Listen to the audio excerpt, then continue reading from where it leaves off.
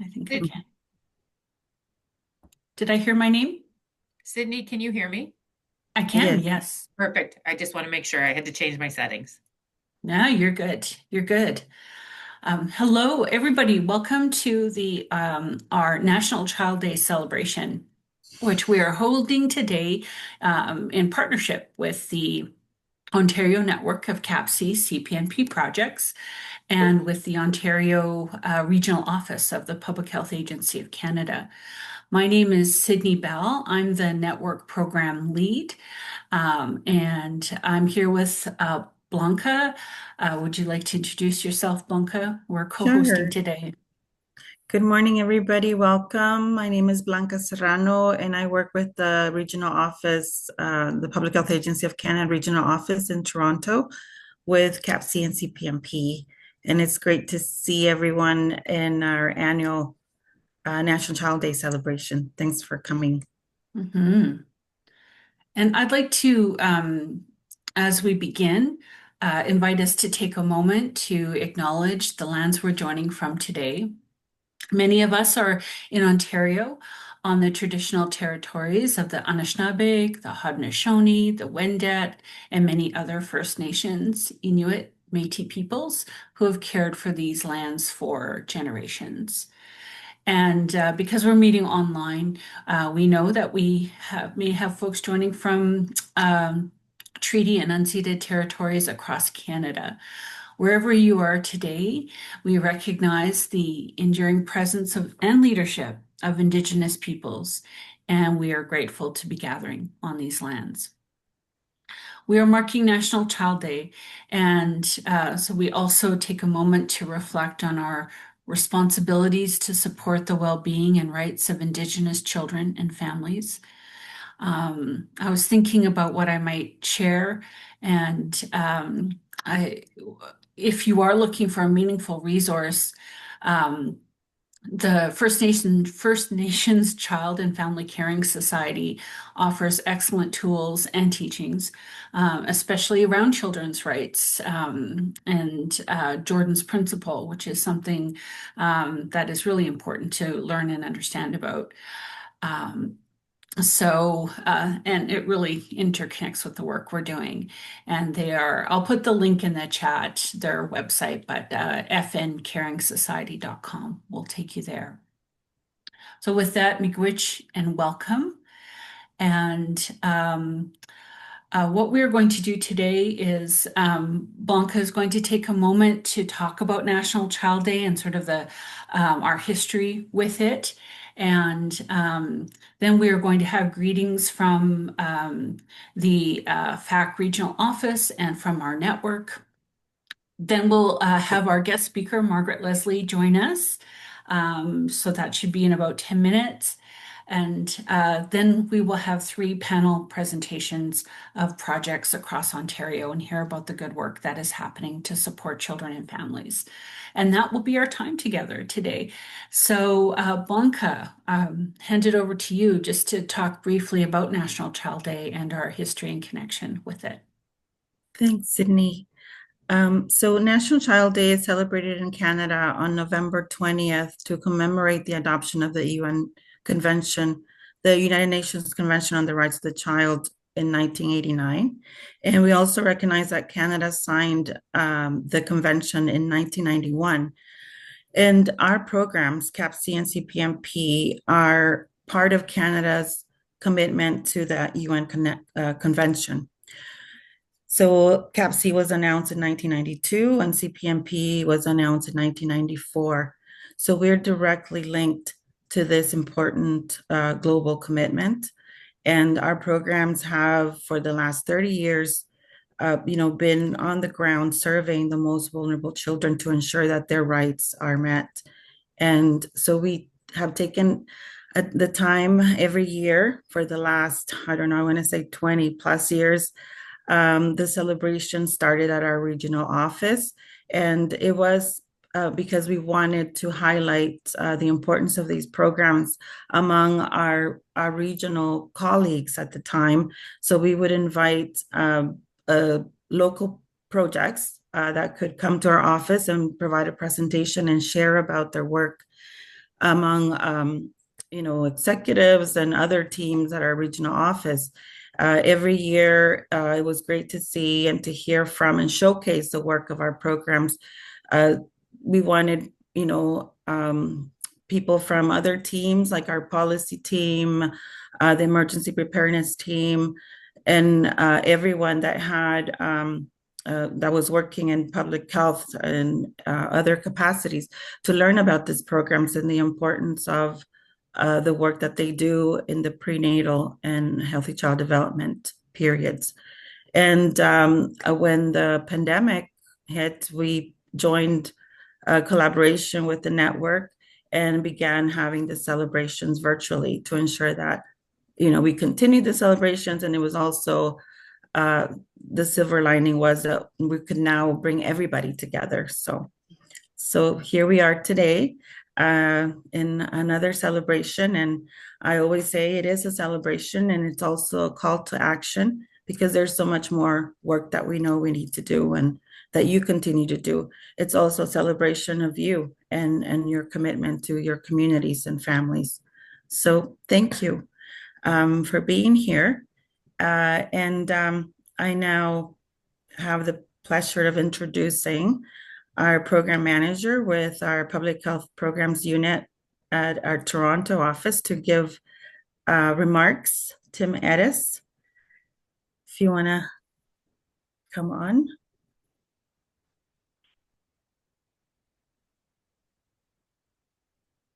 You're muted.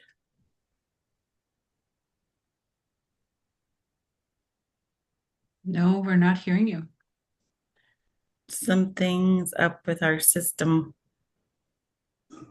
There we go. Okay, can you hear me now? Yes. Yes, sir, we can. Thanks, Blake. You gotta love technology. There's always something going on with it. It wasn't responding. I don't know what I can say after Blanca, because Blanca she was here when I first joined the agency, I don't know, 15, 16 years ago, and has a passion for the work and a knowledge of the work far beyond me. But as the acting manager at the moment, I did want to say a few words. And it is kind of incredible if you think that this work goes back more than 30 years. And I don't know if this will show up on the screen, but I found this little book, which I have at my desk, which is the original commitment. As Blanca mentioned, the UN Convention on the Rights of the Child, from which CAPC and CPNP were created as part of our commitment. And as we know, we're making some changes going into next year where it's called CAPC HP. I call it CAPC HEPA. It's kind of an awkward name. It was originally, though, the Children's Health and Education Fund, which I pointed out to someone in Ottawa was CHEF. And then the name was changed. And it is a little bit difficult to get all those words in now, but it's moving forward. It is changes. I think the most important thing, though, from talking to many of you and all the groups that I work with, is that at the end of the day, it's about helping vulnerable children and families. And that's truly the measure. So whether it's at FAC or in your agencies, when you're thinking about, should we do this? Shouldn't we do this? What direction should we look going forward? It's about the children and the families. And hopefully some of our work at FAC, the little bit that we do to help you, is to demystify some of the things, the processes, the policies on our side.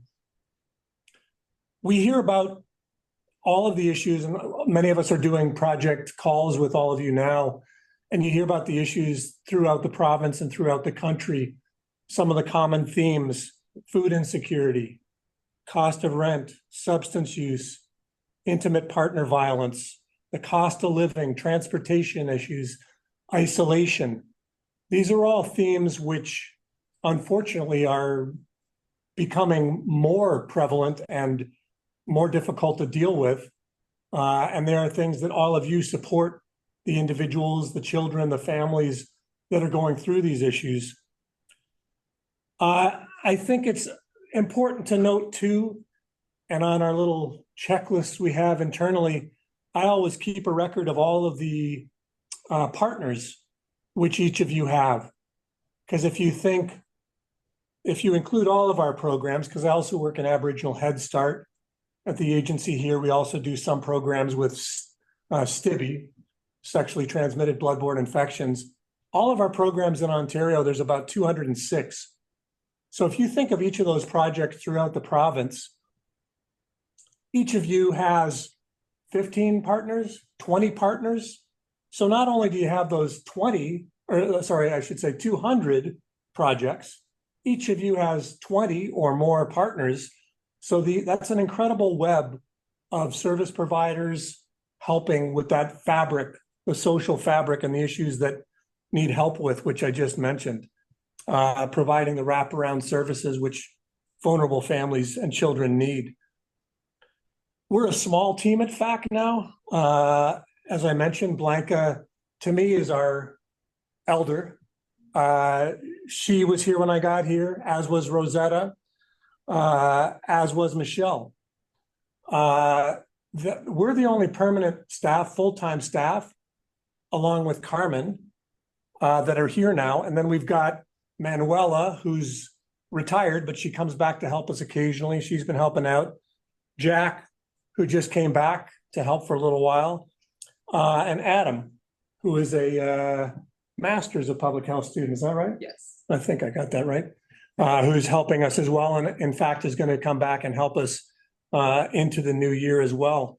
And again, what we try to do, hopefully, is to demystify what the government is doing. And because again, what's the goal?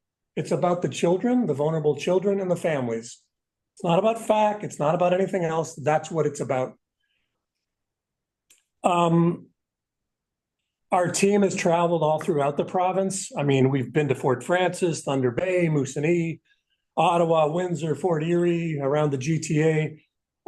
And there's amazing stories that are out there. And I'm sure each of you could speak to stories within your agency. And it's great to hear them from you on the calls, but also in the annual reporting tools in the spring. We do read those and the stories are amazing. I think back of some, like there's a project, and I won't name the projects that did these because then people will be like, hey, you missed me, what about us? And I don't want to miss anybody because this could very easily be happening at any of your agencies. But there was a project which was helping a woman who had substance use issues, and she had had 2 children, and both those children were taken away by CAS because of her challenges. She was working with the project because she was bound and determined to keep the 3rd child. And with the support of that agency, she did. There was a project, or there is a project in the GTA that, and I can't remember the number, but there's multiple languages spoken at that agency, like 15 or more. And that skill set, the ability to help newcomers and have everyone feel welcome, shouldn't be taken for granted. It's pretty incredible. There's a school for young moms. So rather than having young women who get pregnant, okay, their lives are over, you're having a baby, that's okay, you're shoved to the side. It's, no, your life can continue, we'll help you. You'll finish high school and you'll have those opportunities that you otherwise might miss. That is, again, support that is, support and work that's done within this CAPC CPNP community that helps people. There's, of course, many projects that help with traditional teachings, culture, language, from the Indigenous communities that Sydney mentioned off the top. I mean, there's so many examples of the success, of the skills, of the caring that all of you have brought to help the vulnerable families in the community. And we just want to recognize that you are making a difference in your communities, and we appreciate the work that you do individually and as teams. Many of you I know, everybody on the phone, somebody at the agency works with. So we appreciate the work that you're doing in the community and the difference that you're making. And we want to thank you for that. And really today is just about supporting those children. I always think personally that there's a kid out there who has incredible potential, but if they're not supported, that potential may never come to be realized. And who knows what that would do for our society. So your support of those vulnerable children and trying to give them the best possible lives is meaningful and can make a difference to our society writ large, because they are the future. Anyways, that's all I have to say, but thank you very much. And I'm glad to have everybody on the call. Thank you, Tim. I'd also now like to welcome Debbie Engel, Director of Community Services at Camino Mental Health and Wellbeing, joining us from Kitchener-Waterloo, who's going to bring greetings from our network. Hey, Debbie. Hi, everyone. I want to welcome you and thank you for joining us for celebrating National Child Day. As Sid said, I'm Debbie Engel. My pronouns are she, her, and I have the privilege of being the sponsoring agency that supports the network as a whole and the coordinating committee that Sydney leads. I just want to situate myself. I am in the region of Waterloo, which is located on the traditional territory of the Haudenosaunee, Shawanoton, and Anishinaabe people, and is subject to the Haldeman Treaty of 1784. I just wanted to bring greetings from the coordinating committee. And when Tim talked about the 206 projects, the coordinating committee has representation to be able to represent all of Ontario and the great work that we're doing. So today we recognize Canada's commitment to the United Nations Convention of the Rights of Children and affirm that every child has the right to grow, learn, and thrive. It's funny, I was at an event on Monday that we do in Waterloo Region where youth were speaking about their rights and the right to be heard and the right to be at tables where decisions are being made about them. And so we're really promoting and working to ensure that our youngest voices as well are heard. Through the CAPC and CPNP programs, we support families during pregnancy and early childhood, helping to reduce barriers such as isolation, food insecurity, and systemic inequities. These programs reflect a national commitment to creating safe, strong, and nurturing environments for children and to supporting parents with resources and relationships they need. National Child Day invites us to reflect on how our work upholds children's rights and how we continue to strengthen our programs, partnerships, and communities. Today, we get to hear Margaret Leslie, and it's an opportunity to hear about the work that we do, build on our connections, and reaffirm our collective commitment to families. I think Blanca called it a bit of a call to action, but I think it's really important for us to hold this space to recognize why we do the work that we do, the importance of the work that we do across the province and across the country. And so I just want to take this moment from the network and the coordinating committee's perspective to thank you for being here and for the great work you do every day to support children and their caregivers and continue to do that great work. Thank you, Debbie. Very much appreciate that. And I think, Blanca, you were going to lead us into the next part. Yes, so Yeah. I now have the great pleasure of introducing an amazing person that our programs were so lucky to have for so many years. It is my great pleasure to introduce Margaret Leslie, whose decades of work at Mothercraft have strengthened support for young children and families living with risk.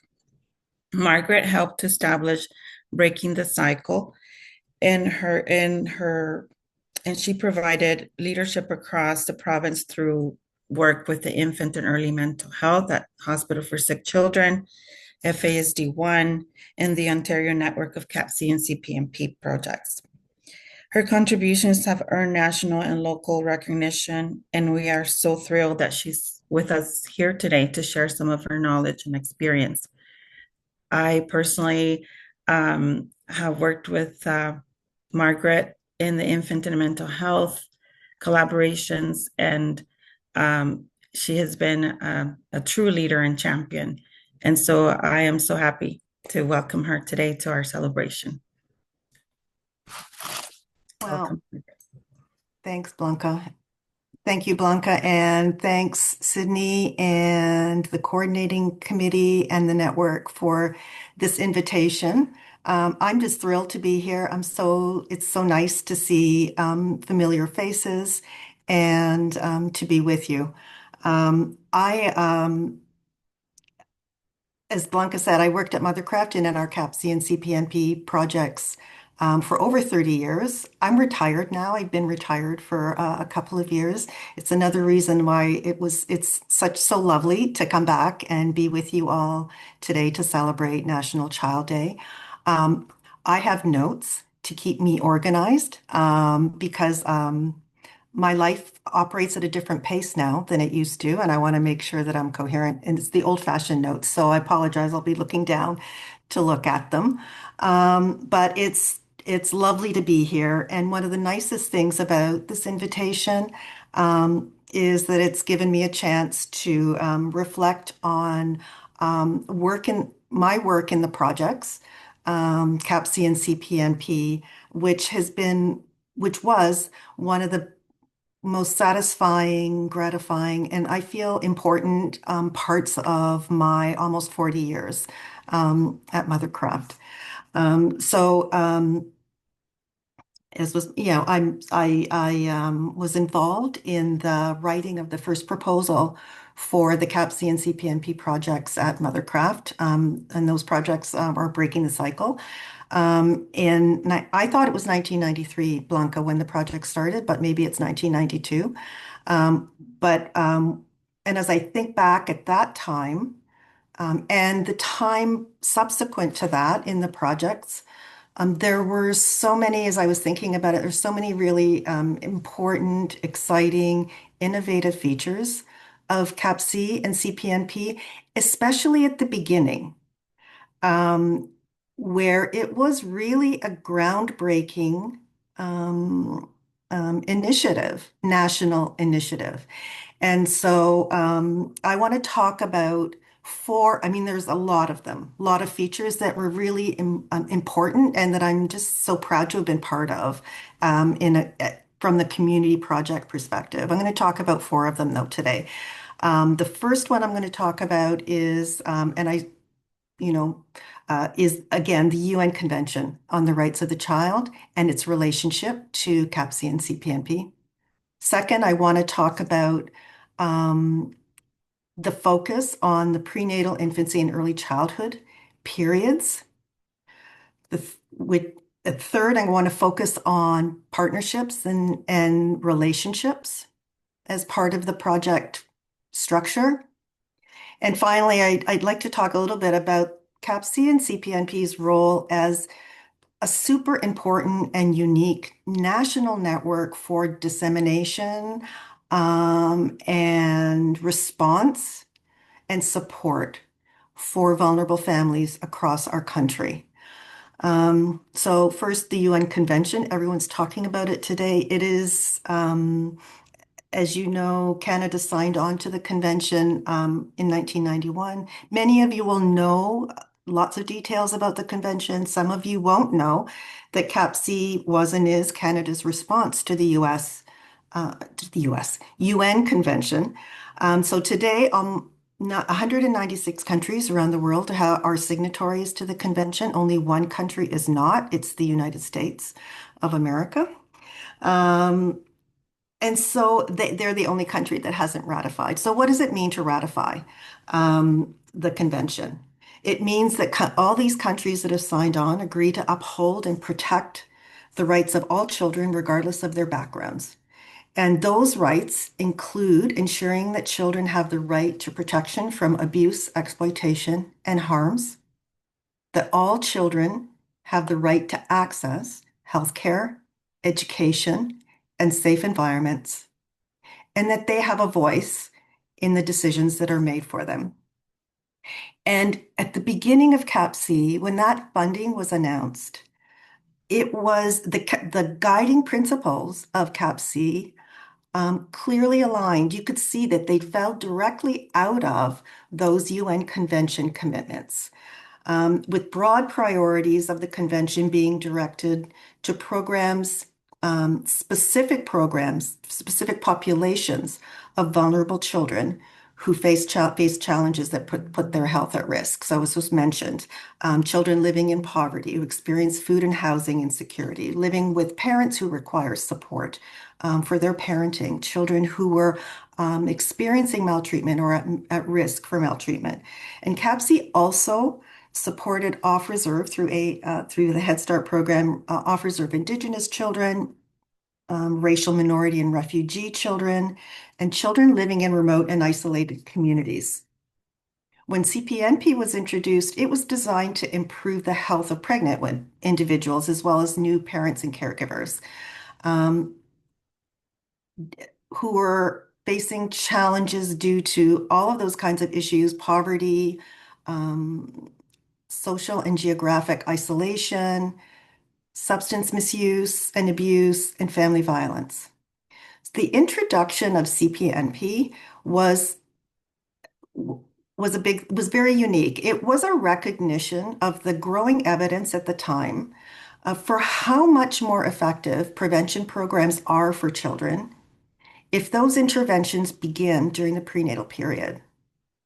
If mothers and families receive support during that time, especially for families experiencing conditions of risk. So CAPC and CPNP, through those two programs, offered, and I don't know that we realized it in the community at that time, how significant it was, but it certainly became significant. It represented a continuum of care and services from the prenatal period seamlessly, potentially, through to the postnatal period, so that families who had made relationships with the CPNP projects could continue those relationships into the postnatal period without a discontinuation and having to make new relationships with others.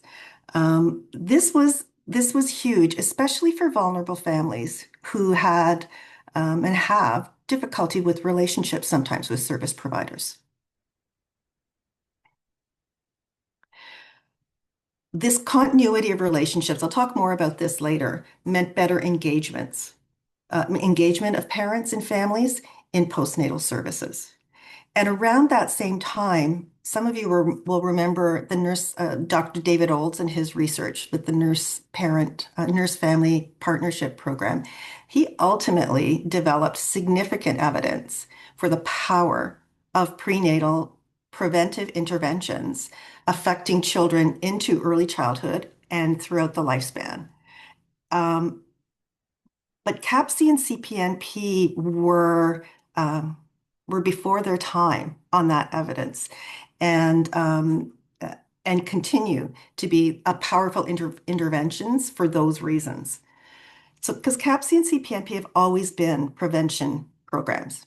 They've always been the programs that were directed to not the general population and not to the population of children who require treatment or intensive treatment, but to those children who we know and we can identify as facing challenges to achieving their optimal potential because of often systemic challenges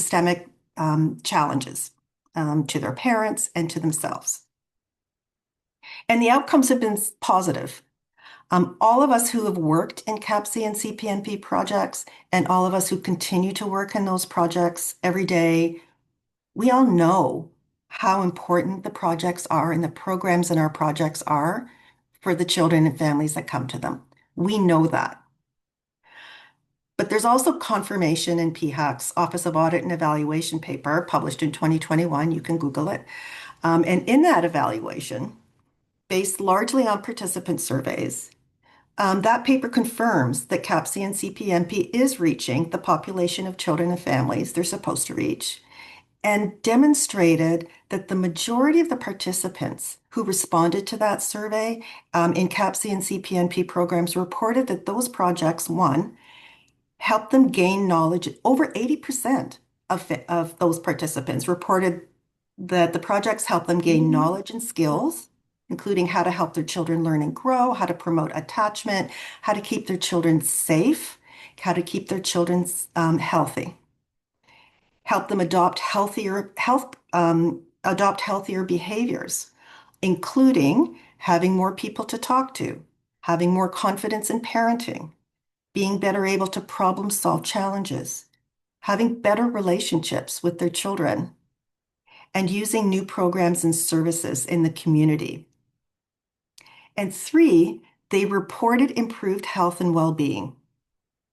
So almost 90% of the CAPC participants who responded, and almost all of the CPNP participants who responded reported that their participation in the project had improved their health and well-being. 95% of the CPNP participants reported that the project had helped them have a healthier pregnancy. I always felt so proud to be involved in the programs that represented Canada's commitment to an international convention on children's rights. It always felt like the most important work to try to level the playing field, to increase equity and access for disenfranchised or marginalized families, and to give infants and young children the best possible start in life, a better start in life maybe than their mothers or fathers had had because they didn't have access to programs like CAPC and CPNP in their communities. It always felt good to know that we were part of a national network of projects working towards the same goals to achieve our commitment to the convention, but each project uniquely tailored and looking different in their approaches and their programs to each individual community. This variation on what the projects look like in different communities was always talked about as a challenge for evaluation, for example. But this design is the definition of equity versus equality. Everyone doesn't get the same CAPC and CPNP program across the province or across the country, which would be equality, like a cookie cutter approach where we're told what and how to deliver in our projects.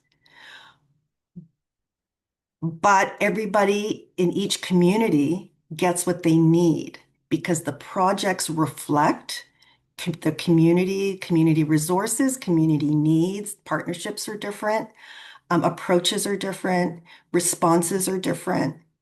And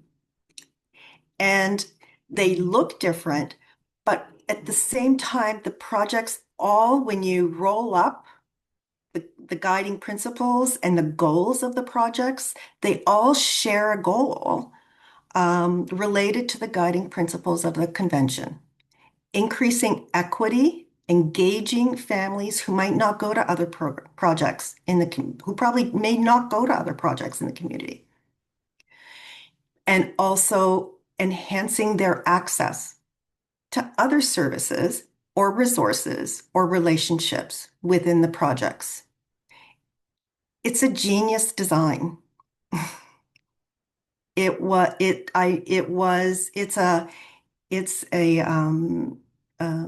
It's responsive, reflective, and most of all responsive to our commitment to the convention and to families. So having said that, and as proud as I am of Canada being a party to the convention and the work of CAPC and CPNP, there's still work to be done. If you look at the UNICEF ranking on child well-being among rich countries for 2025, you can just Google UNICEF report card 2025, Canada ranks 19th out of 36 countries, which is barely a passing grade. So we need to keep our eyes on that.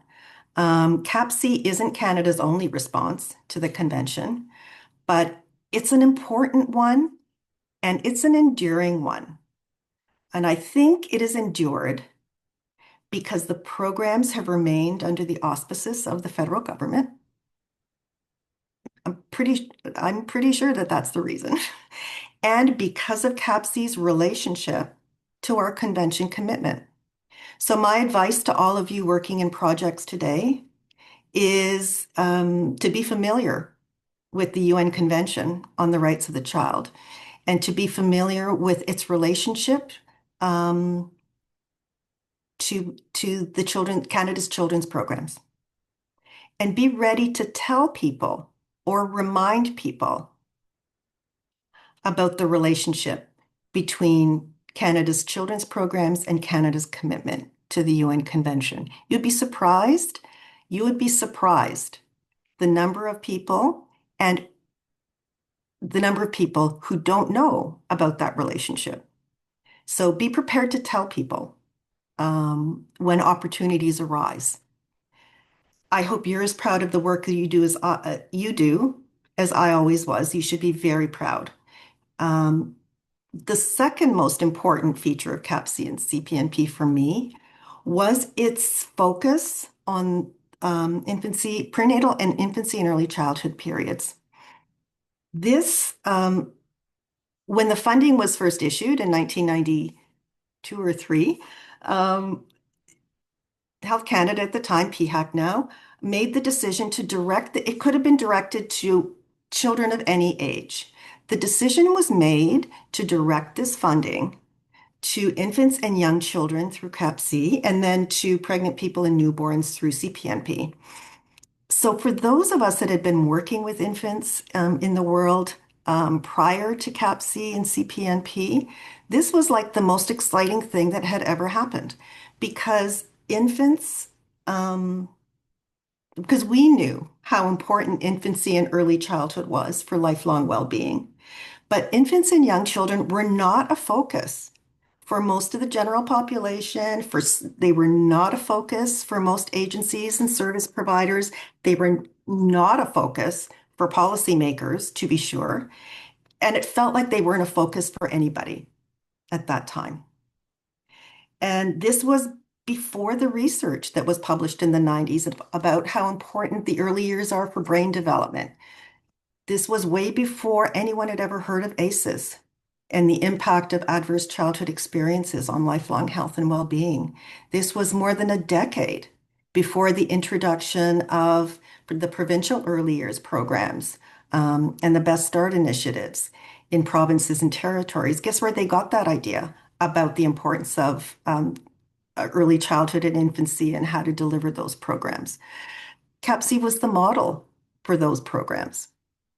So the focus on prenatal, again, forward-thinking, innovative, before their time, were the CAPC and CPNP projects with respect to recognizing the importance of investing in young children prenatally, during infancy, and in the early childhood period.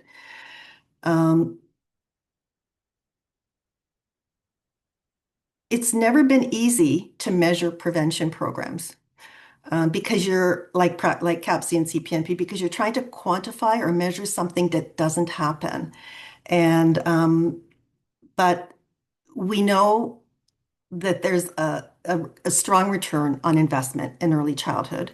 And those savings are in adult mental health services, addiction services, correctional services, and healthcare costs and others. So for every dollar we invest in early childhood interventions and initiatives and prevention services, we save, according to a recent study, $4.5 in adult services. My advice to everybody who's working in projects today related to the importance of infancy and early childhood is to continue to be the voices and the ambassadors for infants and young children that you've always been.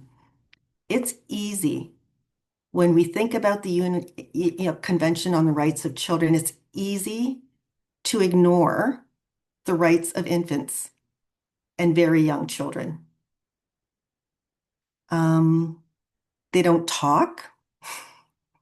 They don't write letters. They don't vote.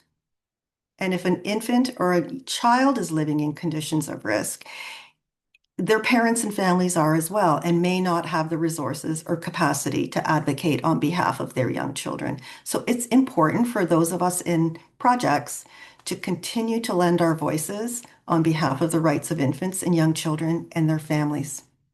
I think it's as important today, sadly, as it ever was. So the third most important feature of CAPC and CPNP for me has been the focus on community and the focus on partnerships. So when the initial calls for proposals for CAPC and CPNP were issued, it was the first time, I think, certainly for me, that you had to have a partnership with community agencies in order to apply. You couldn't apply as a standalone or a lone agency. Now, that's very common. At that time, it was a really different way of working, and it was a really different way of funding. And it immediately made sense. It became clear that for children and families facing risks, it's likely that it wasn't just going to be one organization alone that could address all the needs of that child, of those children, and of those parents. And so now we understand that it's all about relationships. It is all about relationships. But in the early 90s, it was super forward thinking. It was very cutting edge, and it was acknowledgement of a community and a system's responsibility, in addition to individual providers, to respond and to address those risks. And so when we talk about relationships, what am I talking about? One, it's the relationships between children and their families, and the importance of that relationship was known at the time, though we would continue to learn so much more about attachment and early infant mental health and early childhood mental health, even until now. That information continues to develop. But we did come to learn about the importance of the prenatal relationship between the mother and infant as well. And we developed programs to promote prenatal attachment, which had a huge impact on the health and well-being of the pregnancy and of the infant. And although each CAPC and CPNP project is different and has evolved based on communities, all of them likely offer parenting groups that help promote healthy relationships between parents, children, and children, which are so important for parents under stress or parents who themselves didn't have healthy relationships in their own childhoods. We're also talking about relationships between families and participants and project staff.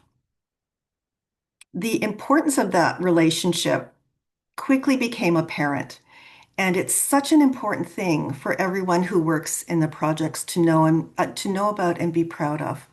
In the latest PHAC audit evaluation report, over 90% of participants said that they felt welcomed and accepted in the programs, that their personal and cultural beliefs were respected, that they received valuable information for making decisions, and that staff had responded to their concerns and helped them get resources they needed. And those resources included nutritional support, transportation, a safe space free from stigma, where participants can connect with project staff, connect with each other, and connect to other programs in the community if they needed them to address their needs. Because this is so important, because parents living in conditions of risk, especially when the risk factors to their children might be their own behaviors, the parents' behaviors, those parents are understandably apprehensive about attending a community program with their infant or young child. They might feel worried, they might feel ashamed or guilty or vulnerable or scared. They may have had experiences with service providers in the past that weren't positive. The fact that CAPC and CPNP projects somehow across the board managed to have evolved and created these safe spaces where parents become comfortable, build trusting relationships with staff over time, and come to see the project as a safe space or a secure base. This is a testament to everyone who has worked in a CAPC and a CPNP project. Our projects, they're not my projects, but I still feel like there are projects. Canada's projects seem to attract people, staff and volunteers who have compassion, respect, and fierce commitment to participants. Because I think the staff in those projects come to understand the stories of the participants. But because of those staff and volunteers, the projects engage participants who are experiencing challenges such as family violence, interpersonal violence, mental health problems, who may have an addiction, but who have not told anyone yet. These are participants who are not in the shelters, who are not in VAW programs, who aren't in mental health treatment, who aren't in rehab centers. They're in CAPC and CPNP projects. They're in CAPC and CPNP projects first. And they're telling and showing people they trust you, their story, what their story is, and what their needs are. And CAPC and CPNP projects provide that understanding and then resourcing and information and support with their partners in community. So we're also talking about relationships with community partners. The relationships that the projects have with their community partners has an impact on the outcomes for children and families. Our relationships with other professionals have an impact on outcomes for children and families. And in many projects, the community partners help to deliver programs, but they're also important resources for families and children who need more than a CAPC and a CPNP project. When a referral is made by a CAPC or CPNP staff to someone they know who's a partner in another organization, it's an easier referral. It's an easier referral for a project staff to make, but it's also an easier referral for a participant to accept. Because if you're recommending someone and the participant trusts you, that trusting relationship is transferred more easily to the new provider. We're also talking about relationships and with regional partnerships that are manifested through groups like this one, through the network. The coordinating bodies that PHAC funds, not only in Ontario, but in other regions as well. These coordinating bodies are super important. You all have relationships with each other through this network. And this helps you connect with each other and with PHAC to share information, to share practices and experiences. And these relationships matter hugely to the establishment and the depth of the projects in our communities in Ontario. And finally, we're talking about partnerships with PHAC. I always considered our project's partnership relationship with PHAC to be a partnership. Together, PHAC and the CAPC and CPNP projects partnered to fulfill Canada's commitment to the Convention on the Rights of the Child. Projects can't do it without PHAC, but PHAC in Canada can't fulfill their commitment to the Convention without CAPC and CPNP or projects. In that partnership, we each have a responsibility to each other and a common goal, which is to deliver on Canada's commitment to the convention. That's why I think everybody in every project, including participants, should understand the relationship that the projects have to the UN Convention. It's super important. We should be so proud of it. We should always talk about it. My advice is that during periods of complexity or doubt or misunderstanding, we all have them in any relationship. It's good to remind each other, the community projects, PHAC. It's good to remind each other of our shared goal. Why are we doing this work? Why are they doing this work? And the shared goal for, it's the shared goal for children and how each of us, PHAC and the projects going forward, no matter what the new name is, are helping each other achieve that goal. We're working in partnership towards that goal. And sometimes it feels like we've lost sight of that. And so for that, I am so grateful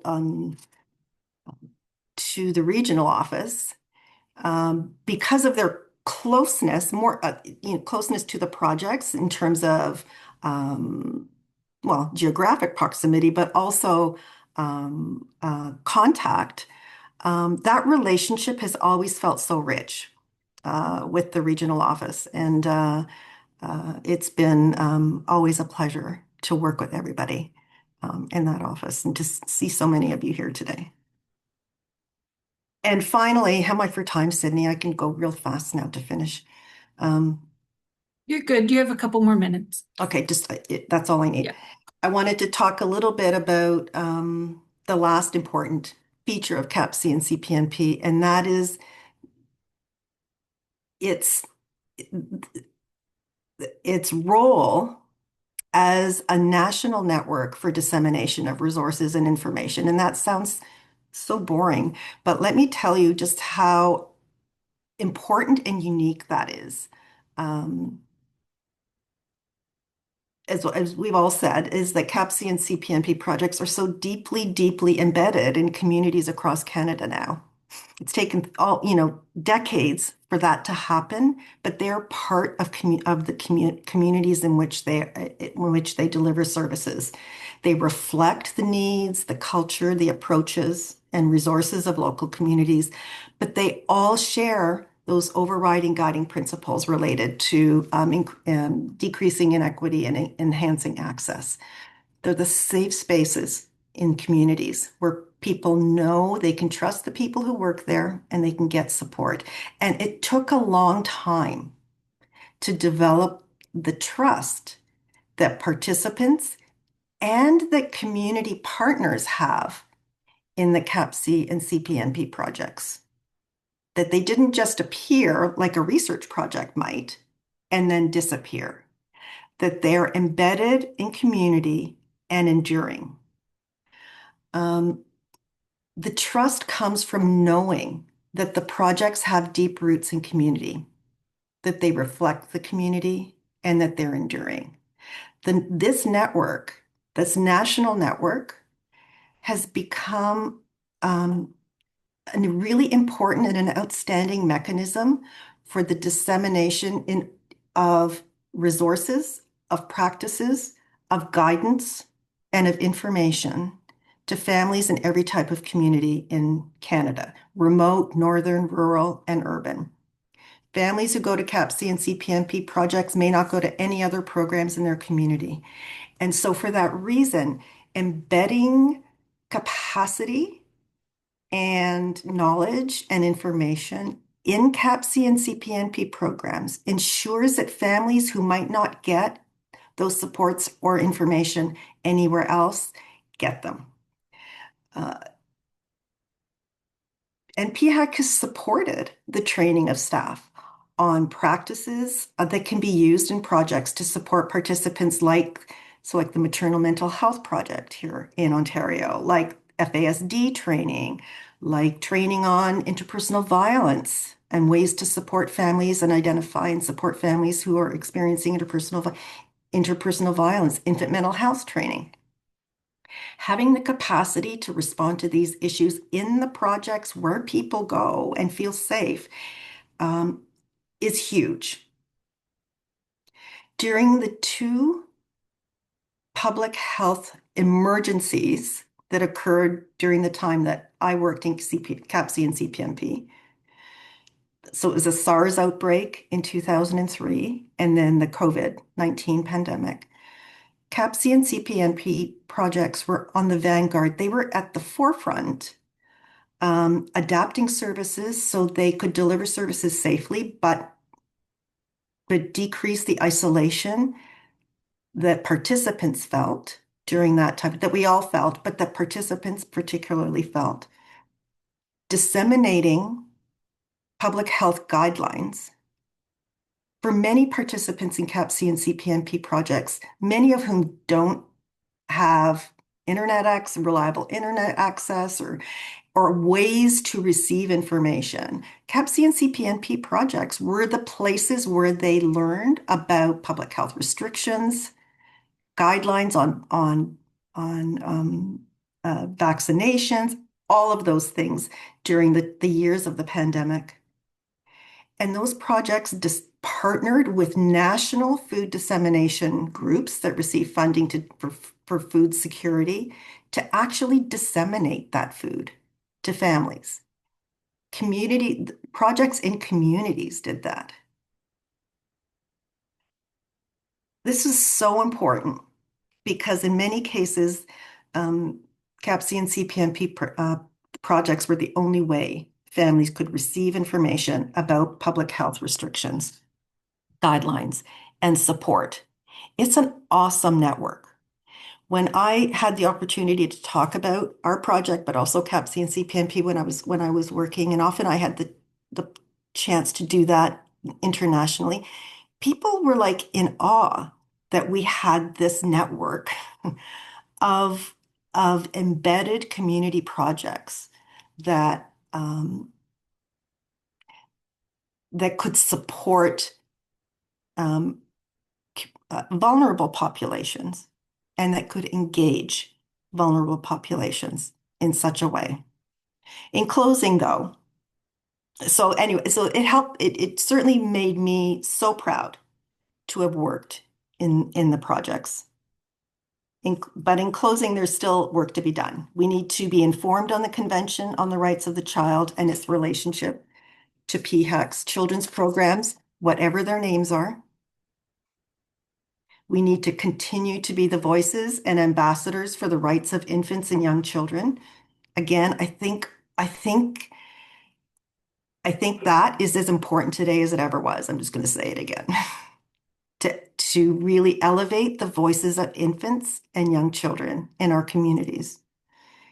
And as a national program, we need to keep in focus the overriding goals and principles of the convention and of CAPC and CPNP. These goals and guiding principles are the glue that hold us all together and that give us strength in a common purpose, which we all share. So thank you so much for the work that you do and for the opportunity to be with you today. It was an absolute pleasure, and happy National Child Day.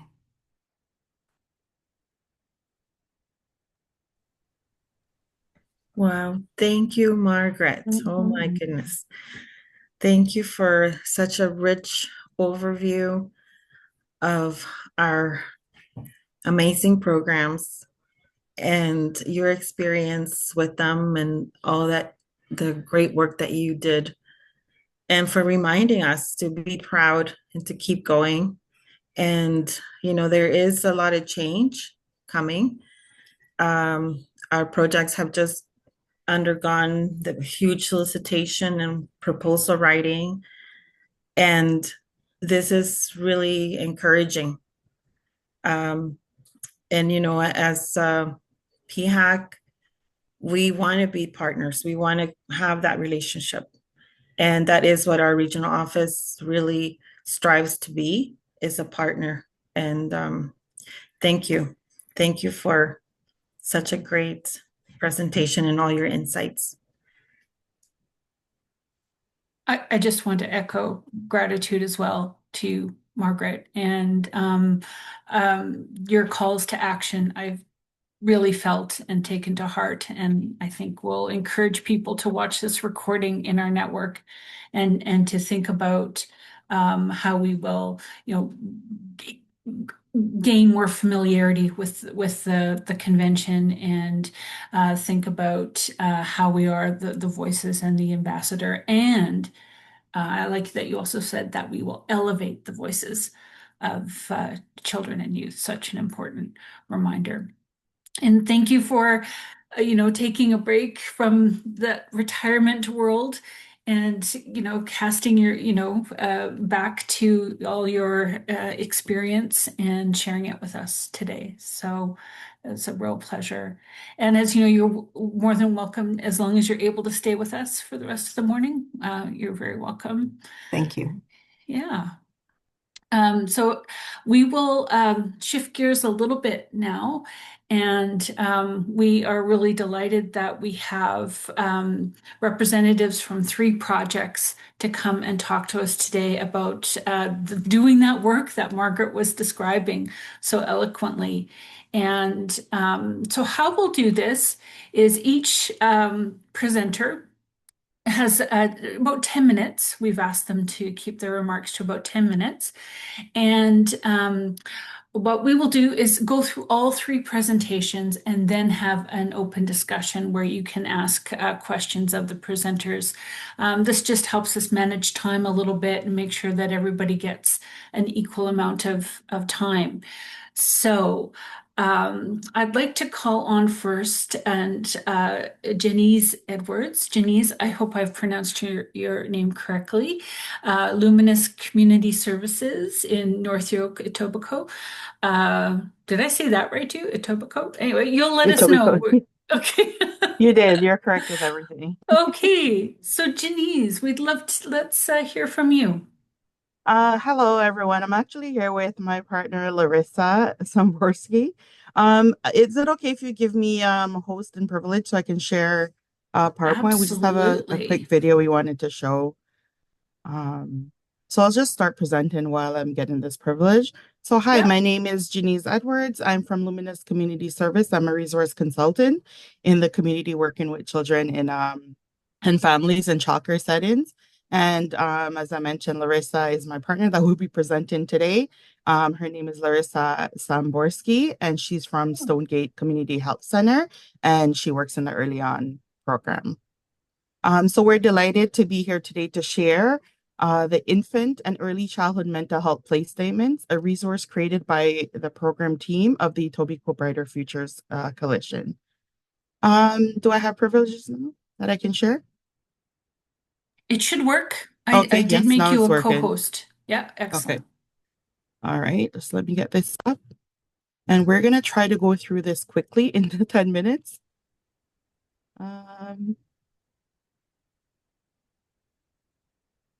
you go. All right. That looks good. Okay, great. You guys can all see it? We can see it. Awesome. Okay, so just to tell you a little bit about the Etobicoke Brighter Futures. So the Etobicoke Brighter Futures Coalition, we're in the west end of Toronto. And this organization has been supporting young children and their families since 1994. I believe the committee, from when I was hearing yesterday, was actually formed in 1991, but it became the Etobicoke Brighter Futures in 1994. And it is a collaborative network of community agencies that plan and develop and deliver services to enhance health and well-being for children in the community. So the organization, the committee is made up of 4 teams. There is a program team, and the program team develops programs and resources for caregivers and families. There is a coordinating committee that provides oversight and manages funding for this program. Then there's an evaluation team. They do research to, figure out the community needs and what our projects are going to be on. And then there's a capacity building team, and they design and implement programs for professionals in the community. So Larissa and I are part of the programming team. So we do projects for families and caregivers in the community. So Larissa has been with the coalition for around 15 years, and I've been with them for almost 8 years. We have around 8 members in this for this committee. So some of the partners that we work with are from the early years, from infant mental health, from nursery programs, from public health, from colleges and universities, speech and language pathologists. So we have multidisciplinary team that we work with. So I'll turn it over to Larissa right now, and she'll just tell you a little bit more about the project that we are working on. Thank you, Janeise. So the early on programs have long been used play statements to help parents and caregivers understand how to engage children with play materials across all developmental domains and highlight the importance of these activities. Over time, we noticed that parents were seeking support in additional areas, particularly around the challenges related to their children's mental health. In response, the EBFC program team expanded the concept of play statements to include mental health guidance. Our team, composed of professionals from multiple disciplines, collaborated to create these statements using best practices in programming. Each team member reviewed the statements through the lens of their expertise and experience, ensuring that they are both practical and developmentally appropriate. So the goals of the infant early childhood mental health play statements. So play begins long before a child can walk or talk. From prenatal bonding to early childhood, every playful moment helps build trust, attachment, and emotional well-being. Everyday play experiences help build trust, confidence, and resilience, and how responsive caring interactions support mental health from the very start. When caregivers are open, responsive, and attuned, they create a sense of safety that strengthens relationships over time. By being open now, you'll reap the benefits later in the relationship with a child, because early play lays the foundation for connection, confidence, and lifelong mental health. So the goals of the play statements are to start the conversation with families, with families and educators to bring their awareness to infant and early child mental health. Open the door for meaningful dialogue with families and educators about how mental health begins prenatally. Encourage reflection on what early mental health looks like in everyday interactions and play. Build understanding that play is not just an activity, but a powerful expression of a child's emotional world. Create space for families and educators to share their own experiences and perspectives about supporting children's feelings and development. To remind families and educators of their important role. Emphasize that every smile, soothing word, shared moment helps shape a child's sense of safety and self-worth. Highlight that nurturing relationships and responsive play experiences are key to healthy brain development. Reinforce that small, consistent gestures like listening, comforting, and engaging make a big difference in a child's present and future mental health.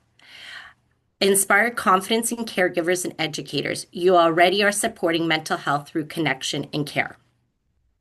To be a resource for all EBFC partnering agencies and beyond. Serve as a shared framework for understanding and promoting early mental health across community programs. Provide consistent language and messaging to guide conversations with families and professionals. Encourage collaboration among agencies to create supportive environments where children and caregivers can thrive. Extend the reach of these principles beyond EBFC, building community-wide commitment to nurturing the mental health of our youngest children. So the agency that Janeise comes from, Luminous, developed a Learn to Connect pizza box and a thoughtfully designed resource kit aimed to supporting early childhood mental health and development. One of the key resources included in the pizza box is a one-page information sheet highlighting the infant and early childhood play statements, and you can see it on the PowerPoint here.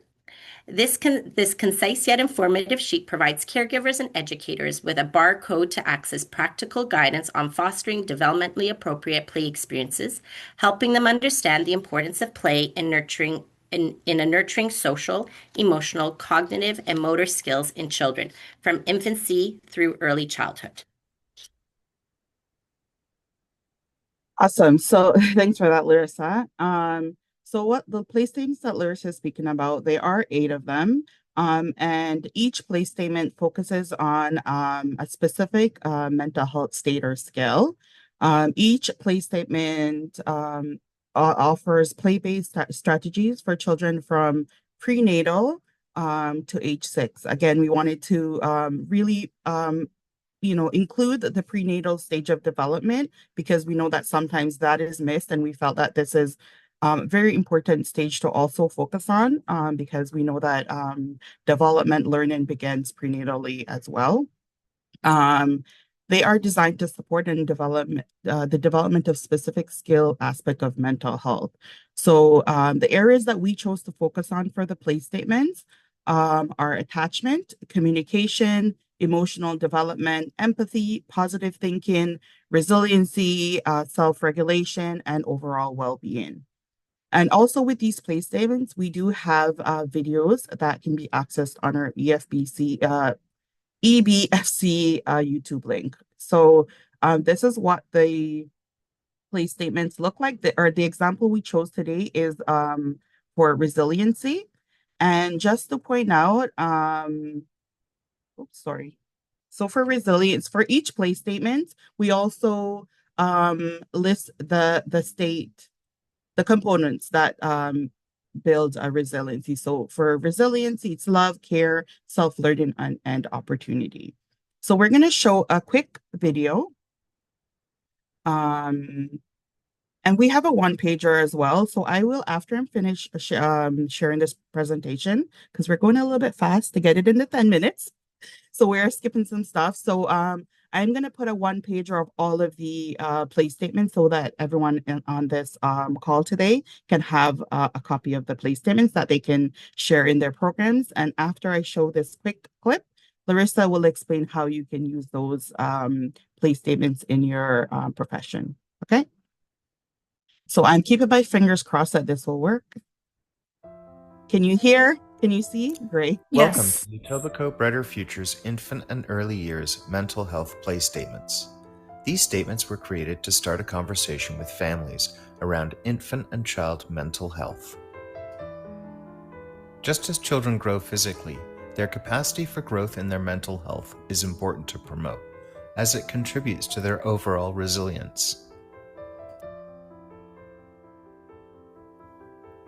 Each statement has 4 sections: the title with the components that make up the mental health skill, age-appropriate play activities, a key message to help reinforce the mental health skill, resources to support the learning of the mental health skill, and at the end of this video, a link will be provided so you can see the rest of the play statements.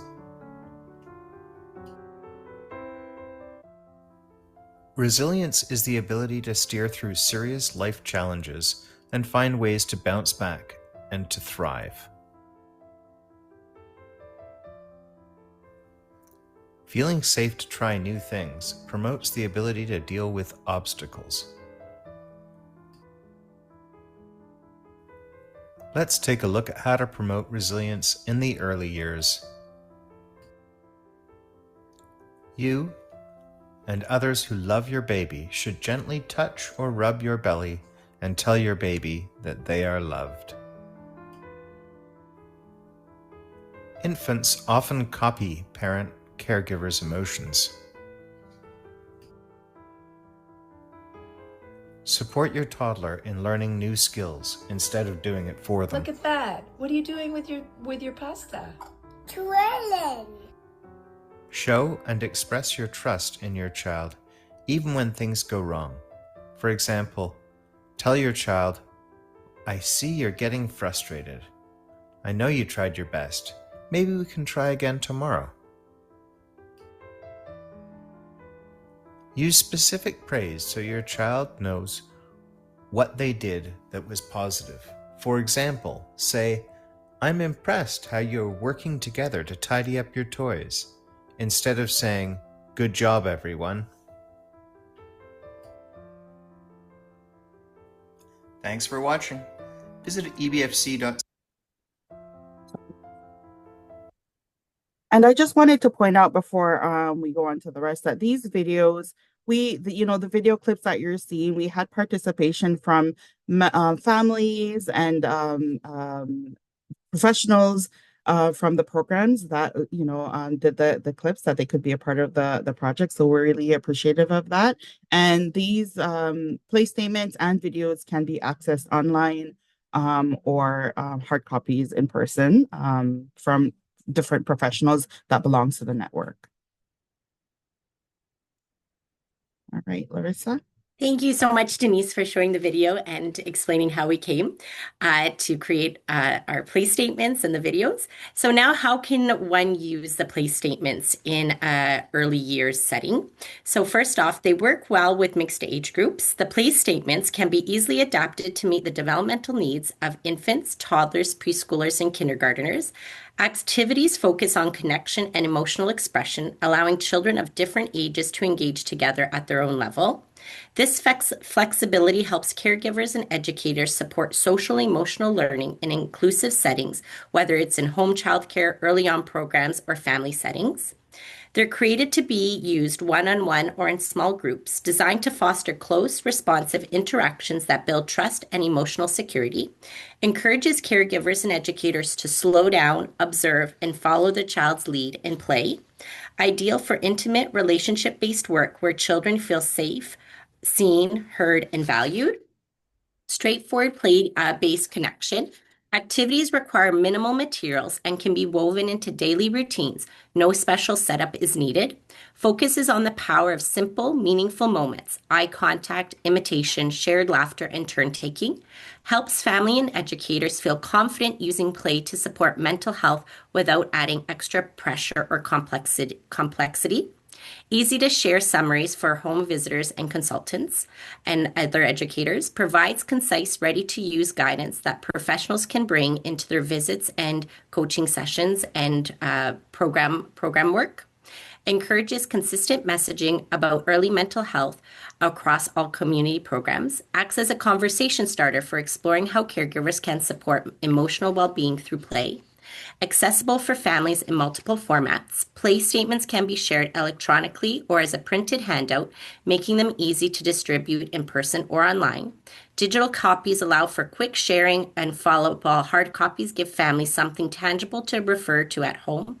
Supports continuity between home, childcare, and community spaces, ensuring every family has access to helpful, evidence-informed ideas. So now the program team brainstormed various ways, tangible various ways, how the play statements can be used. So first, to display the play statement at a time, one at a time on an information board. So highlight one statement each week or month to focus on specific skills like empathy, self-regulation, or communication. Include a simple definition and examples of what this looks like in play. Encourages families to notice these skills in action and spark conversation at pickup and drop-off.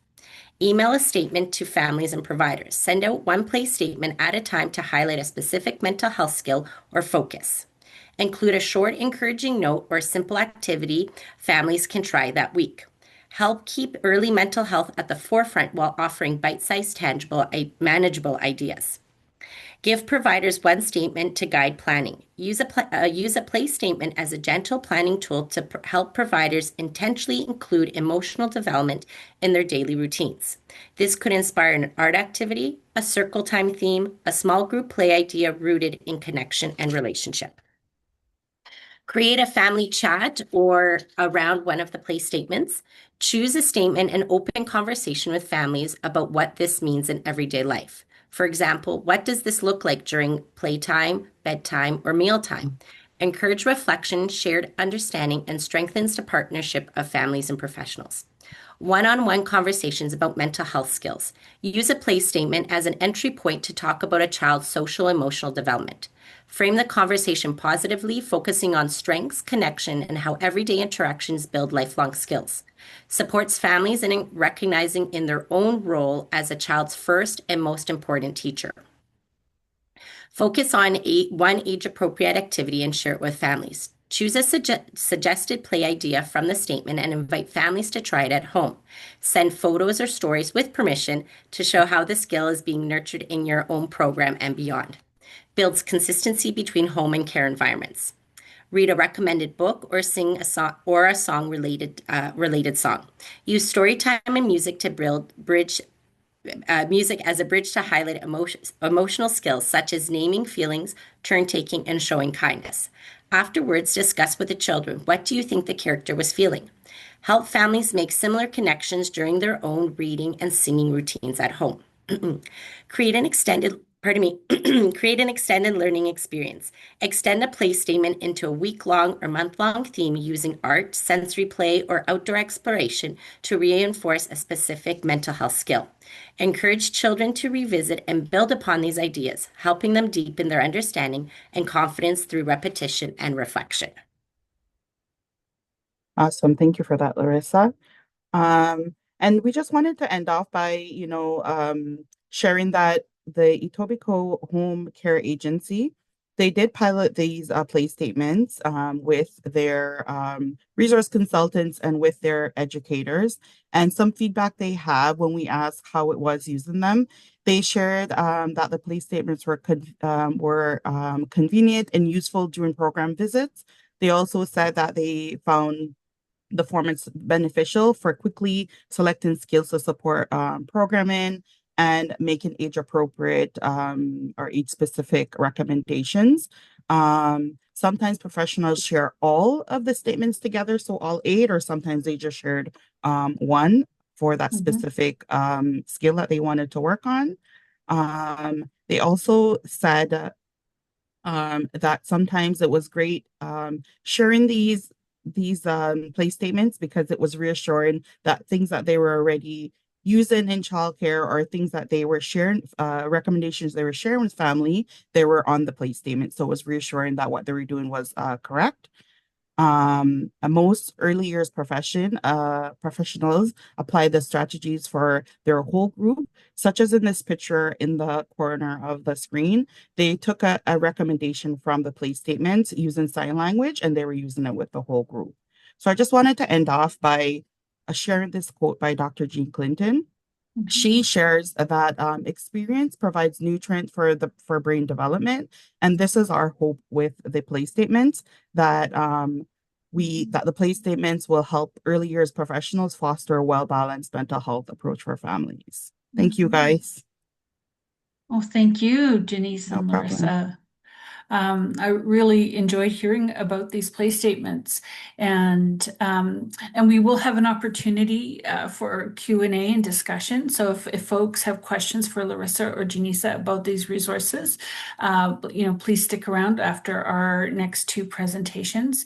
But I will say that I will be sending out kind of a list of resources that were mentioned during today to everybody, and certainly we'll include, the links to your YouTube and what we're able to provide. So thank you. And so now let's move on to, I'd like to welcome Sherry Blight. So welcome, Sherry, from Our Kids Count Northwest Community. Over to you.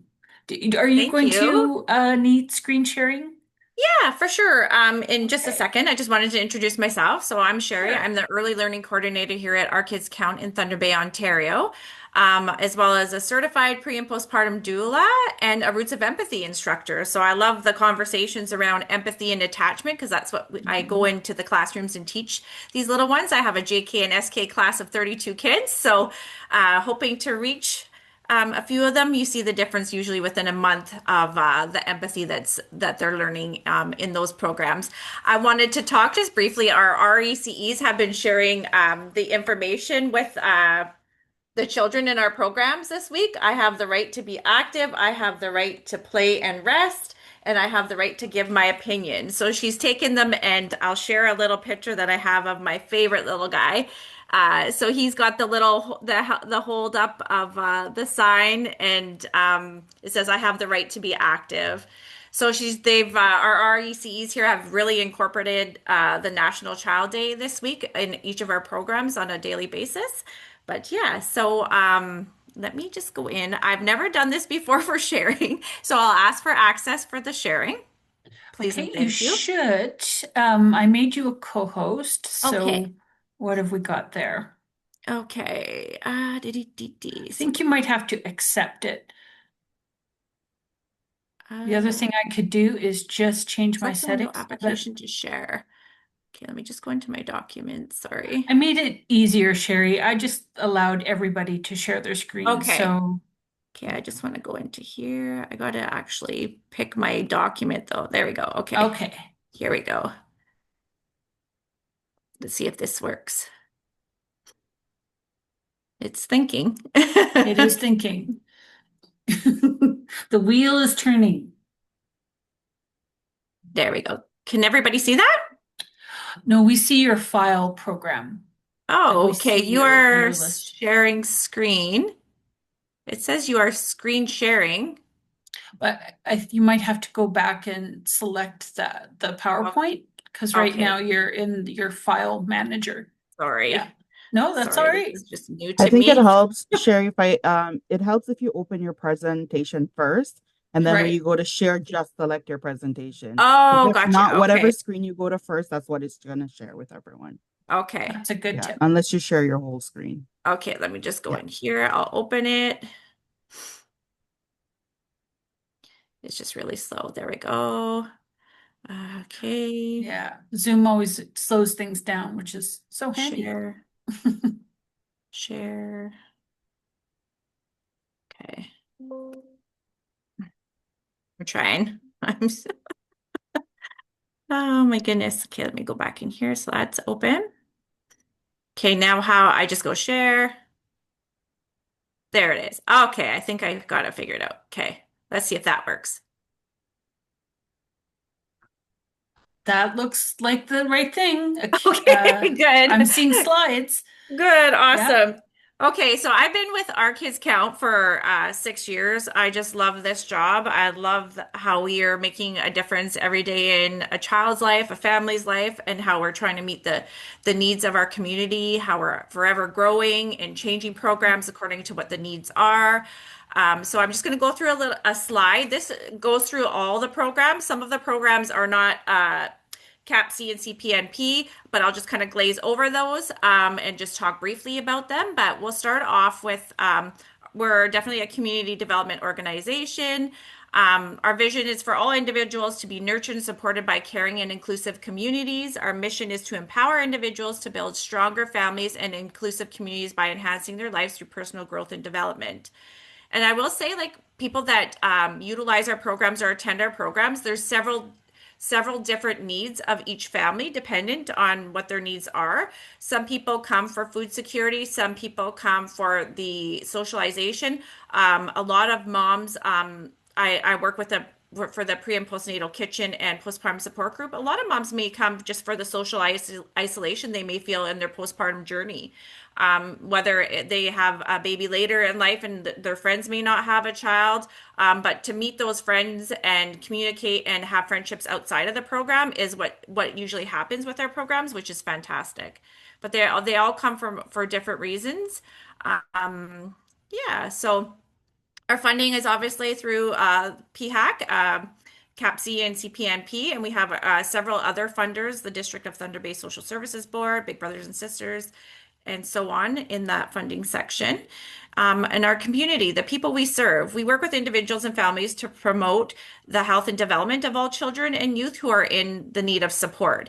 That being said, some people, when they think of Our Kids Count, I have found since my 6 years of working here, they think of us only serving the lower income families. So I really encourage families to do some research, whether it's on Facebook or Instagram, or ask the questions and let them know that everybody's welcome, regardless of your situation, whether it's financial needs or the social isolation part.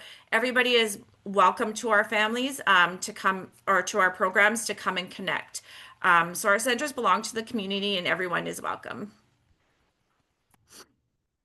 So organization's history, 1994, the group of agency representatives who worked for over 5 years submitting proposals to the federal government was finally rewarded with the Community Action Program for Children, so CAPC program dollars. And then into 2025, my screen is cut off a little bit. There, I'm going to move this over a little bit.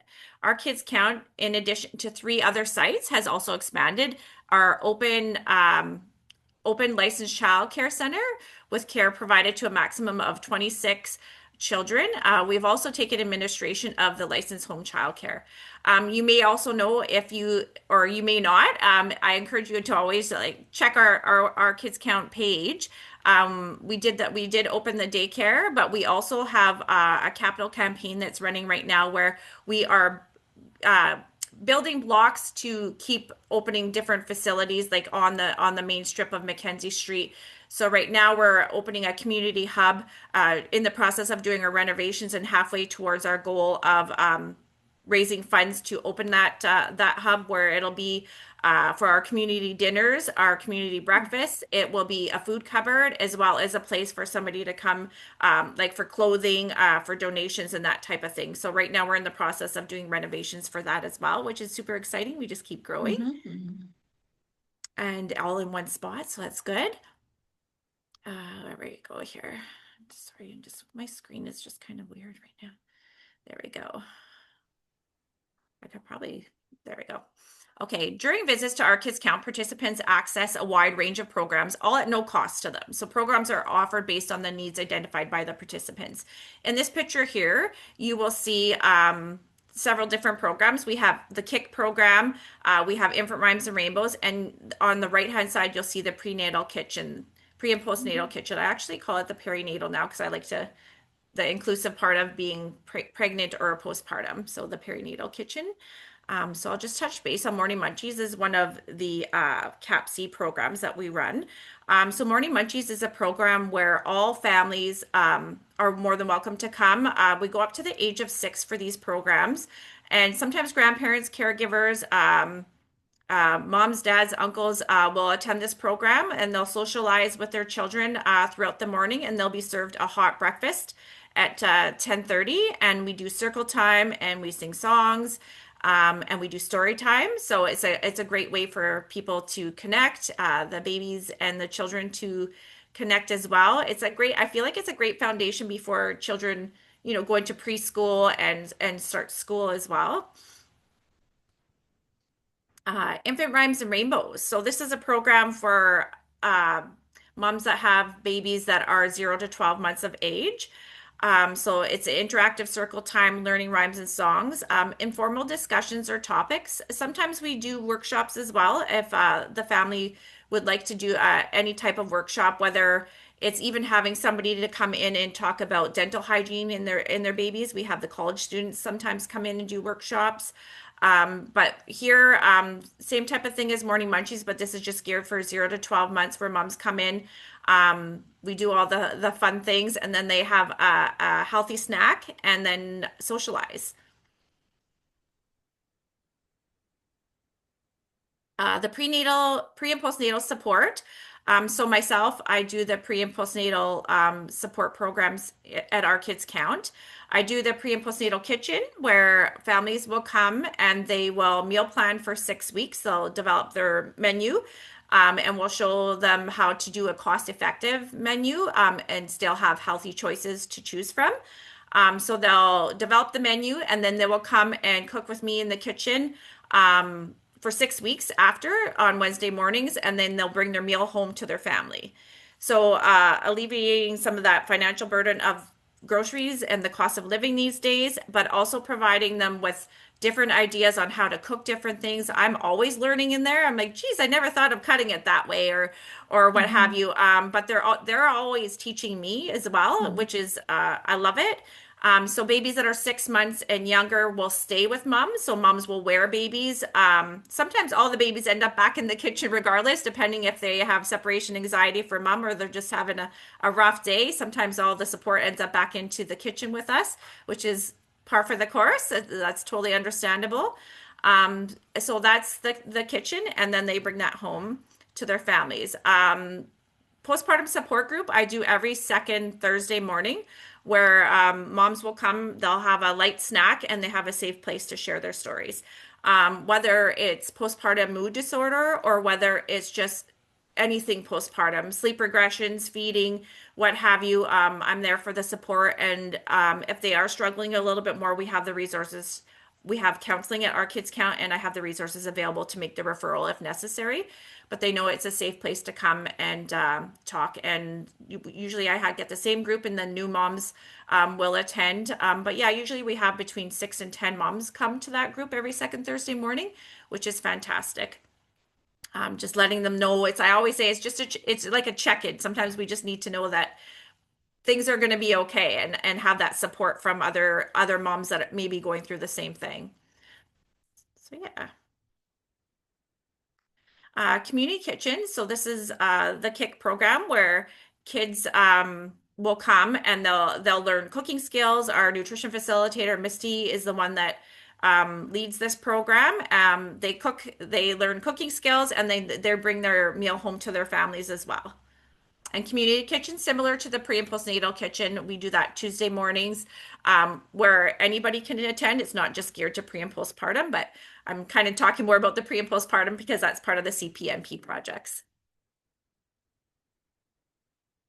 Dinner and drop-in is something that we started in the last few months where families can come in between 4 and 6 on Tuesdays.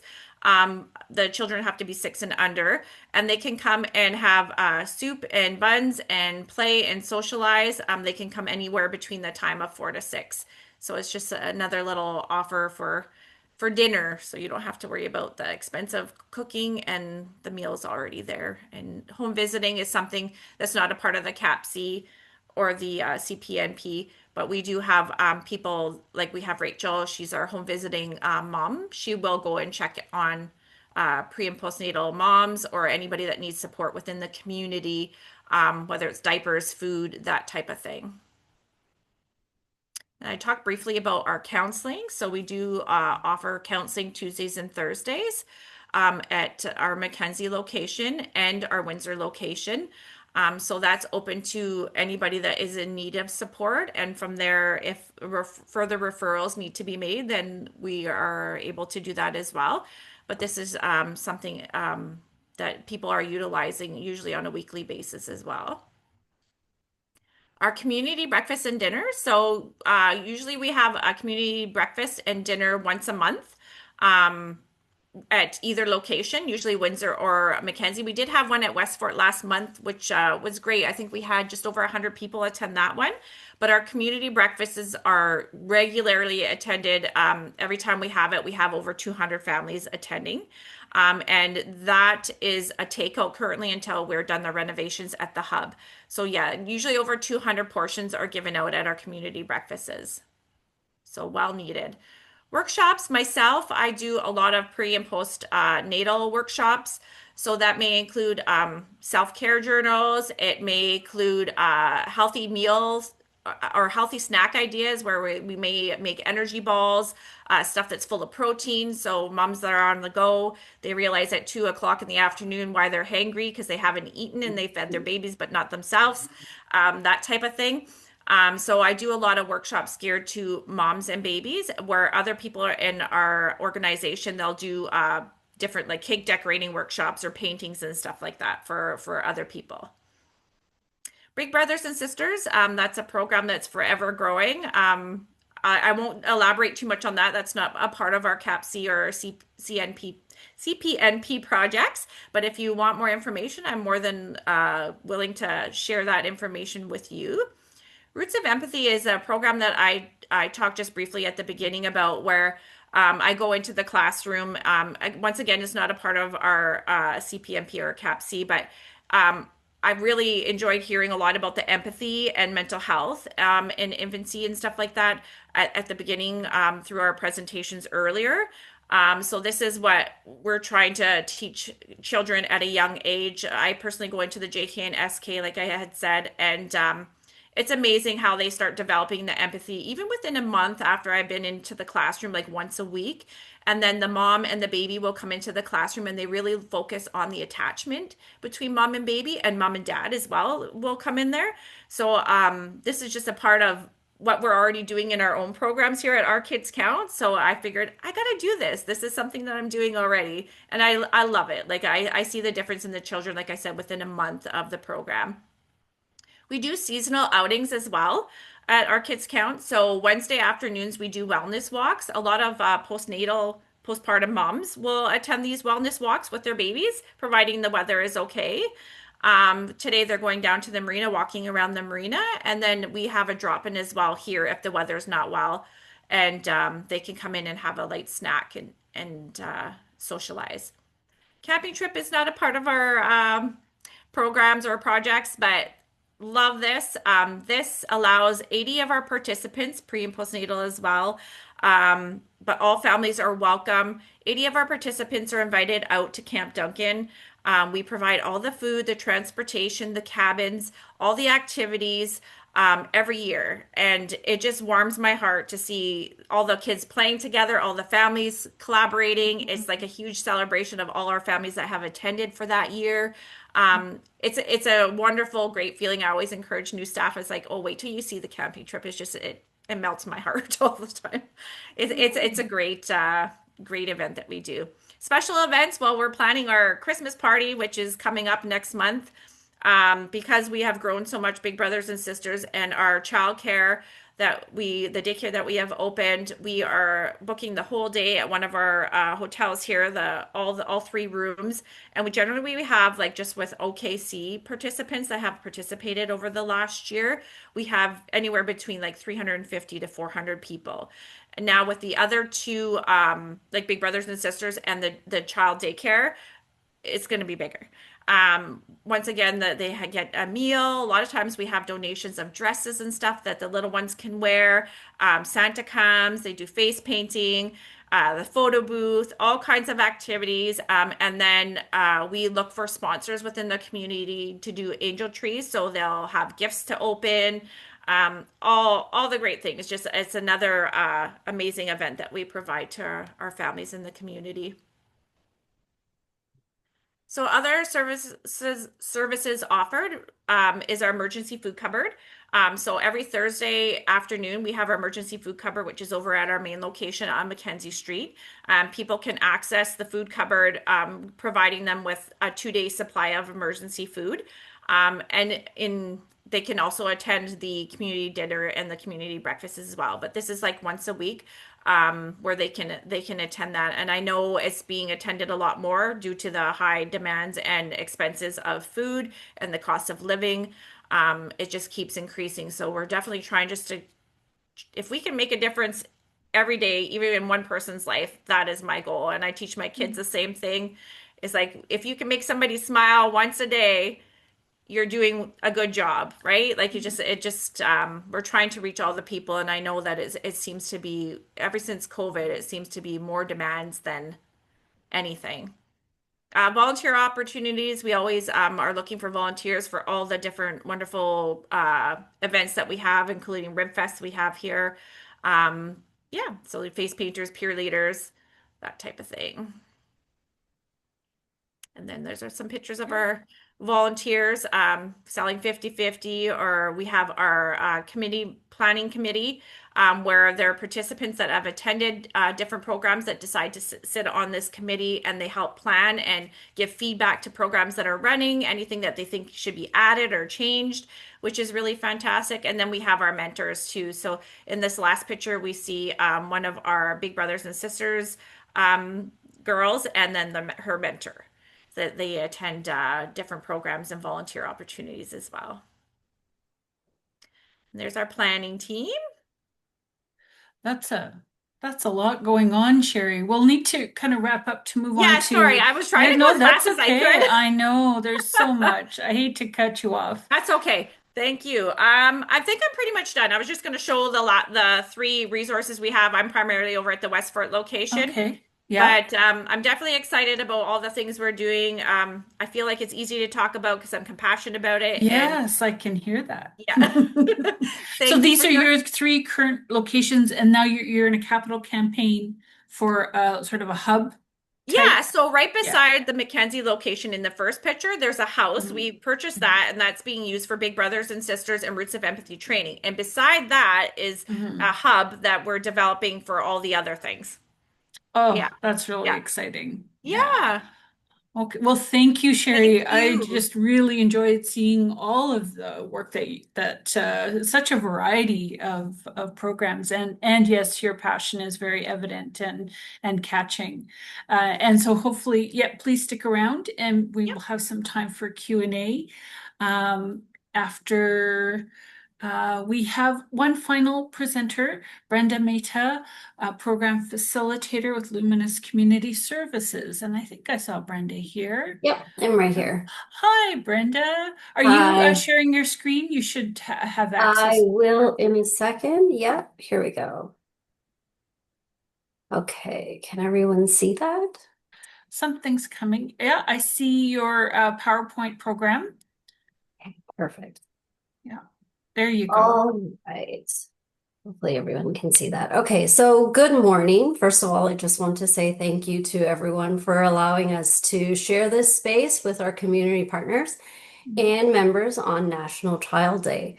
My name is Brenda Mehta, and I'm part of the BBN team, which is the Better Beginnings Now team, and it is a service offered by Luminous Community Services. So we do have one of our other members here, Janeise. She's also part of Luminous. So as you'll see here, what we have, so Luminous, just a overview. It's a mental health development and community service organization. And within Luminous, we have 4 core services available. So those services are mental health, autism service, developmental service, and early years intervention service. So I'm part of BBN, which is part of the early years portfolio where we service the needs of infants, children, and families across Toronto.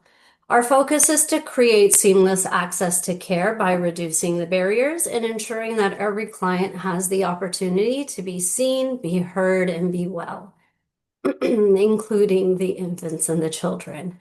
So how this works as part of the early years services, Better Beginnings Now promotes healthy development of children through community programs such as parent-toddler program, family resource programs, and the family home visiting program.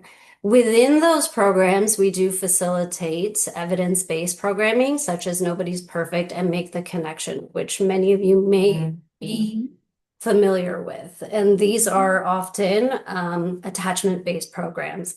So we service around 1,400 plus families who have children between the ages of 0 to 6.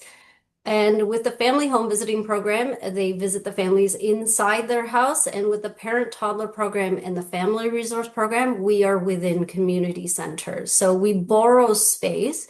So just like Margaret had mentioned in her presentation, it's very important for us to be embedded within the community. So we embed ourselves within the community centers and within the Costi shelter. The supports to families are available in 15 languages, as our team consists of 12 family home visitors and 2 program staff. Okay, so we are a team that focuses on promoting healthy outcomes by supporting parenting competency, skill building, and healthy attachment for families that may be at risk of or are experiencing barriers to healthy development. We do this through modeling, play-based methodology, sharing lived experiences, and of course, continuous professional development. With the Circle of Care Systems model in mind, we address the family's strengths, and view them as resilient and strong contributors to the future success of the community. So, what we do often throughout the year, our families, we conduct surveys. So, our families are providing us with feedback by completing these surveys. So, for the most recent 2025 survey, based on responses of 31 participants, some outcomes that align with CAPC's values include improving parenting skills and parent-child relationships, decreasing social isolation, increasing child self-esteem, and providing child-focused activities such as preschool programs and playgroups. So as you can see, the numbers are quite high, and they do echo the percentages that Margaret had mentioned in the beginning. As mentioned in the previous slide, Luminous supports formal evaluation frameworks and ensures the client and the service user's voice is heard at the beginning, throughout, and at completion of service. Our programs are operational every day of the year, with exception to major holidays and program relocation changes if we need to. So we found that this allows for the continuity of attendance and maintenance of community connections, which is very important. And the impact is that families feel safer attending the program because they aren't required to attend every week. And if they do miss a week, they still feel safe knowing that they have somewhere to go and they feel included. So as you can see, based on the most recent surveys provided, this is how the families within our community feel about the BBN program offerings. So here are some pictures. So obviously with the consent of our families, these are a few snapshots of our programming, our toddler programming within a community center. So as you can see in the middle there, off to the left, those are the parents. They are sitting in a circle. They're trying to participate in what's called Nobody's Perfect right now. And you'll notice that there are some children off to the right side. So they are, they're practicing their attachment skills with their children. So the parents are still in the middle of the circle, engaging in Nobody's Perfect, but they're allowing their children to separate, but also come back to them. So this is also showing the parents how securely attached their children can be, or, maybe they're observing how other children are doing it. For many of these parents in the parent-toddler program, they have not sent their children off to daycare. So they're not sure what their children are going to look like socializing with other kids. So this is an experience where they can sit and connect with other families, but also observe how their children do connect with other children, but also how the children engage those attachment skills with them. So the parents have found that they enjoy this format a little bit better just because they're still a little hesitant letting go. But they can see that if they just let go a little bit, the children do move, they do play independently, and they do feel safe and secure in the environment. But they also know that, hey, if I call to my parent, they're going to come back to me as well. So you can see it's a very busy program. All right, so, okay. Now, within our surveys, families have actually provided us with comments that indicate how our programs have had an impact on them. So you can see that these are some of the community impacts that CAPC does pride themselves on. So promoting positive parent-child interaction, understanding typical child development. They also talk about decreasing parental isolation, so we can see that families feel that way. And we noticed a lot of the parents did comment on how these programs, so through family home visiting and through our community program, it reduces the stigma of mental health, and it reduces the barriers to mental health because they feel safe with the family home visitors and within our community programs to talk about things they can't talk about with their family members. We have noticed that families walk away making new friendships and then creating group WhatsApp groups so that they can remain in touch with each other. So as we reflect on the community impacts on National Child Day, BBN, Better Beginnings Now, continues to support the rights and well-being of children and families within North York through strengthening community capacity to better support vulnerable children and their families. Thank you so much for listening today. I will stop sharing. Brenda, thank you. No problem. I enjoyed hearing from all three of these projects. So I wish we had more time to dive even more, but I appreciate you bringing us a snapshot of all the work that you've been doing. And if anybody does have a question or comment for any of our panelists, we had Janeise and Larissa and Sherry and Brenda. Please feel free to unmute yourself or type it in the chat. We have a moment or two before we wrap things up here today. I'm seeing gratitude in the chat for sure. Yeah, lots of gratitude coming. Yeah. Anybody have any questions or comments? I guess what stands out for me, I just feel so much of what Margaret was talking about reflected in all that that you were sharing, and how these programs do indeed uphold children's rights and play such an important role in community. And I really see, how did Margaret put it? Let me look at my notes here. She talked about the compassion, respect, and fierce commitment that she has noticed in programs and program staff, especially.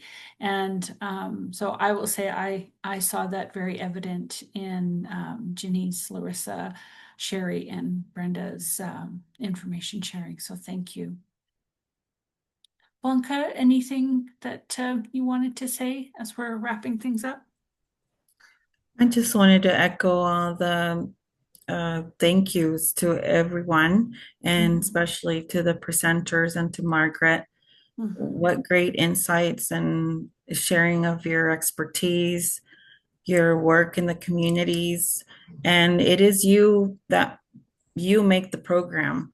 And as Margaret mentioned, these programs have been blessed with attracting people like you have that commitment, that passion, and that's what makes the program so great. And I'm just so grateful to be a small part of it. So I really encourage you to be involved with this network. It is a great network. We learn together, we vent together if we need to. We come together to make this program stronger for babies and families. So I really thank you. And this is a celebration of you and your work as well, because you are with the babies and the children and the families every day. So I really thank you. And thank you for coming out today. I know tomorrow, National Child Day, there'll be other celebrations across Canada. Children's First has a celebration webinar that is for different age groups. And I hope you take part on different celebrations, and that you take the time to celebrate yourself and give those little ones an extra tight little hug tomorrow. Thank you, guys. Thank you, Blanca.